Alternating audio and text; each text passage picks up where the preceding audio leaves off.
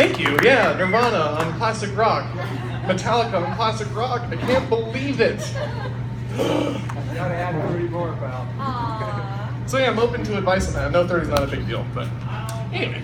So I'm sure a lot of you saw this little handout, figure A, per se. What was the one thing that I purposely highlighted and made sure jumped out? You've been hacking. You've been hacked. That's right.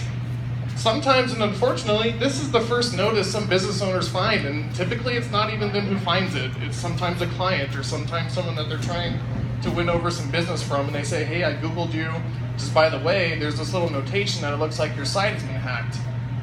It's important to Google. I'm sure Tyler can kind of speak on this, that they produce that kind of information and give flags to people so that when they go and visit a website, they know that they can trust the content that's on there. They know if there's any kind of contact forms, they can submit information through there, and that information is not going to go to nowhere or the wrong person.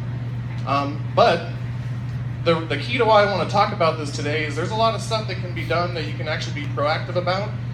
Stuff that you can essentially put forward a plan and an attitude for your website in order to make sure that it is healthy. You know, we talk a lot about mechanical health, the health of a loan on your home, the health of your body. Well, the website has, a health status too. Essentially, we want all of our websites to, of course, be clean and just be the code that we write for it.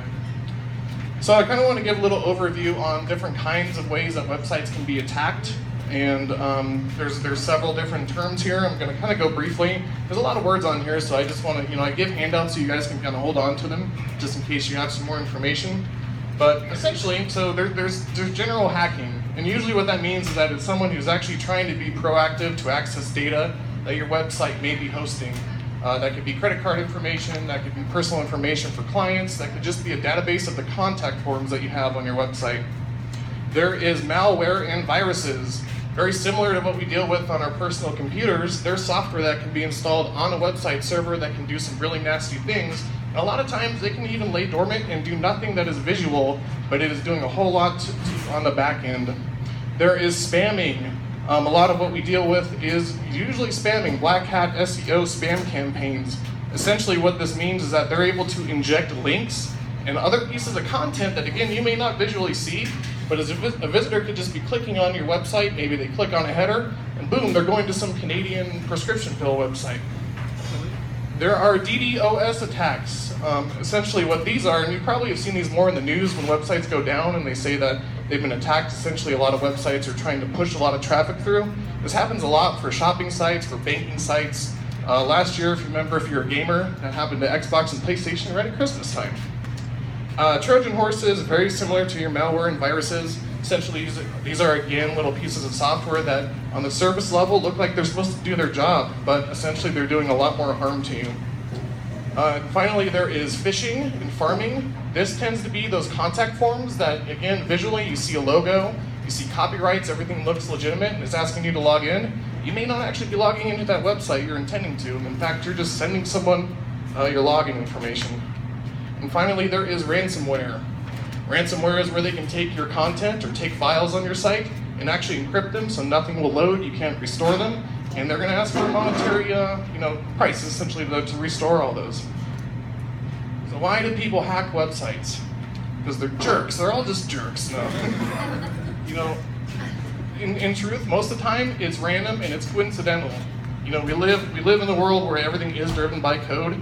Well, there's code and there's robots that are built specifically to go ahead and try to attempt to get into, 1 million websites per hour.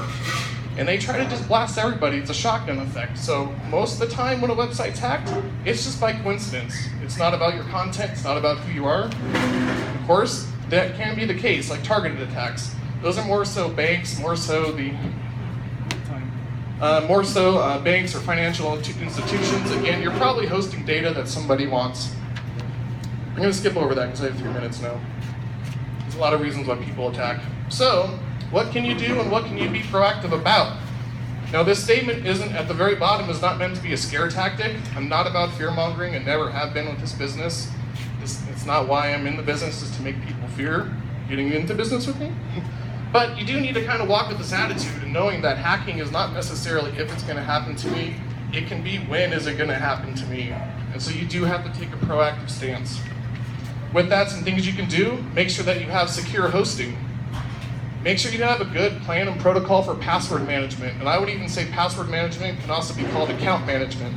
You know, when you work with someone like me or another graphic designer or web developer, there should be a way, and there are ways within things like GoDaddy or Bluehost, that you can create separate account logins just for someone like me. Don't give out all those passwords. Keep that stuff very close to yourself and your business. Control file uploads. Control the forums that are on your website. Don't try to use comments on your website if not absolutely necessary. Those are windows right into your website. Back comments. Like a comment form, leave a comment on my blog post. There's other solutions to that that I can get into in a one-to-one, but don't self-host comments. Back up regularly.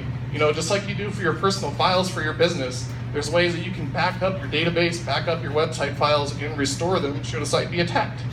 And finally, and probably most importantly, make sure the software is updated.